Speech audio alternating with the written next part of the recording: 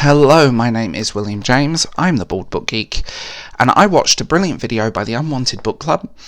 I'm going to link to her channel down below because I can't find it on YouTube. I know it's on some other sites, but I can't find it on YouTube. But I'm going to link to her channel. She's honest, she's upfront, she says what she thinks, and she did a conversation on why people are leaving Booktube.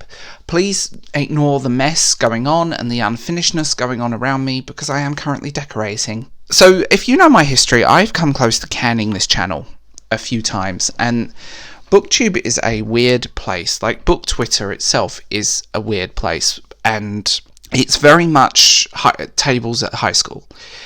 If you don't fit a certain mold, if you don't do this, if you're not this, if you aren't that, if you are male, if you're a person of colour, if you're a male person of colour, people just won't interact with you and won't bother with you because you can't give them something. You don't make them look good. You know, I made a joke about it in a video once that if you don't have a penis, you're going to go really far. But there's also a lot of... there is this sexist attitude amongst certain female content creators, and there is this also ageism. If you're over a certain age, you're not going to... people aren't going to care, and that's a problem. There is an amazing amount of pressure in the book community to be a certain type of person, to do this, to do that. And a lot of people are very disingenuous that they won't... a lot of people don't read the books, half the books they tell you they read. A lot of people will flip through them, or not even that. I've received emails from certain publishers, oh, you don't have to say, you know, you don't even have to read it, just put it in a haul and say that you read it, or a wrap-up and say that you liked it. There is money that changes hands, but in all honesty, sponsorships don't make you a huge amount of money unless you're like Joe Rogan. Or ad rates won't make you a huge amount of money unless you're like Joe Rogan. Those numbers don't... Booktube will never have those numbers, and Booktube is very small next to other things. AuthorTube is the same. This pressure to have studio quality videos, to have the IKEA bookshelves, to look a certain way, to act a certain way, to never be controversial, never have a negative opinion. The downside is, and a lot of people leave, because if you have a negative opinion about something, it's either dismissed, not seen at all, regarded as attention-seeking, or given the whole Poppy War drama, completely flipped and turned a narrative around. Someone didn't like a book. I didn't like the Poppy War. It's not a great book, to me anyway, but other people loved it. There's also people within the community that everything is a political statement, and the politics really does put me off, and it puts a lot of people off. I think politics is ultimately something that doesn't belong on this platform, especially if you're like 19 years old and don't have any life experience other than you're living in your mother's house. That's being really honest. The other side of it all, you have a lot of people in this community that will literally step over you for interaction. They will step over, and they'll step over their own mothers to get views, to get this, to get that. These people, there is a sense of disingenuous to it, and people are so willing to destroy other people for clout. It's vicious. It's like a pack of wolves. No, wolves are more... that's an insult to wolves to compare them to some booktubers. The problem is, these people are so quick to throw someone under a bus if they say something, if they do this, and it does put people off. I think if you're a new channel, don't bother with Twitter. Don't bother interacting with anyone.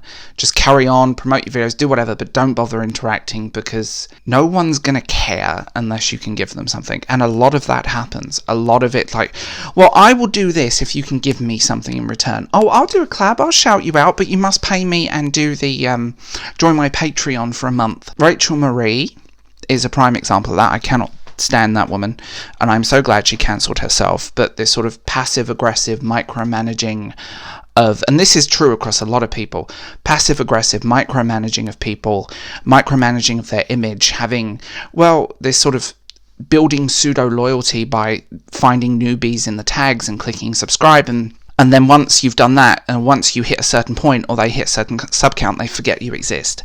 They'll only collaborate with channels that are the same or bigger, or they'll do something with you if you can offer them something. And I know so many people that have had that happen. It's so cringy, and there are a lot of people very guilty of that. And I think a lot of people are put over by the sort of weaponizing of your identity, and also weaponizing of political opinion, and weaponizing the books that you read. You know, looking for commentary on social issues in books aimed at children.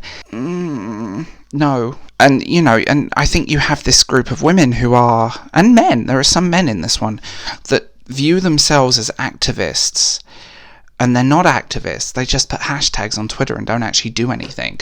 Or you've got people that will, without names mentioned, like not pay an artist, That's not good. And then they will jump up and go, we're going to crowdfund it. I'm going to give you all advice, and this is a separate opinion, but if you are an artist or you're an artist up front, non-refundable deposit. I've done this, non-refundable deposit, and make sure that you have a contract that states you will get paid.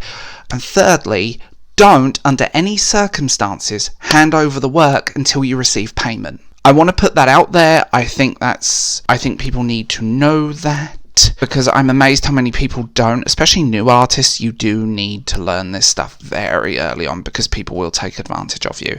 And no, paying someone with exposure isn't paying someone. But no, you wind up with this toxic atmosphere where there is so much pressure to conform, to be this, to do that, to read this book, to read so many books a month, to hit your reading goals, to look a certain way, to act a certain way. It's not healthy. It's not a healthy environment. Booktube as a whole, and partly AuthorTube, but AuthorTube is slowly growing. I agree with the Unwanted Book Club on that. AuthorTube is slowly growing and changing, where Booktube isn't. Booktube, people misread when I say Booktube isn't growing. Yes, it's getting new people, but growth, as in channel growth, is extremely limited, and you're not really going to get much help from within this community. It's not a community anyway.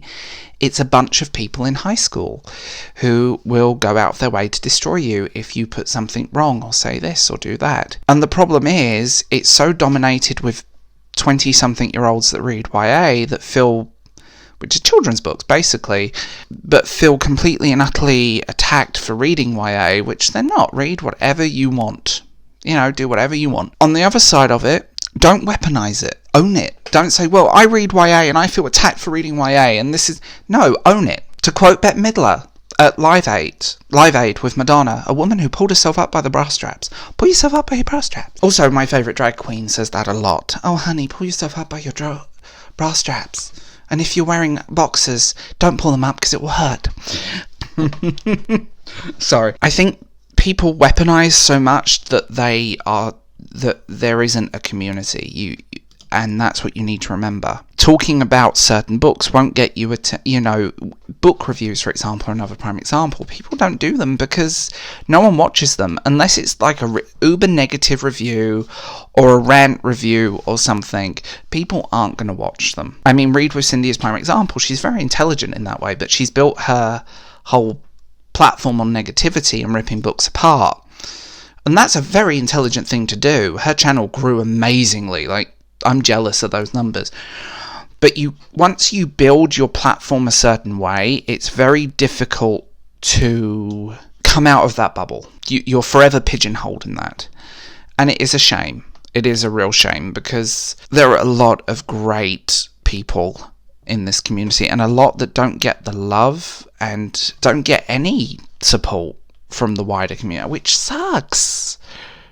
That really sucks. People do these channels, they start their channels, and then they get bored, and then because they're not growing, or because they've plateaued. And if you look at actual channels across the board, you'll be amazed. Even big channels seem to be reasonably plateaued now.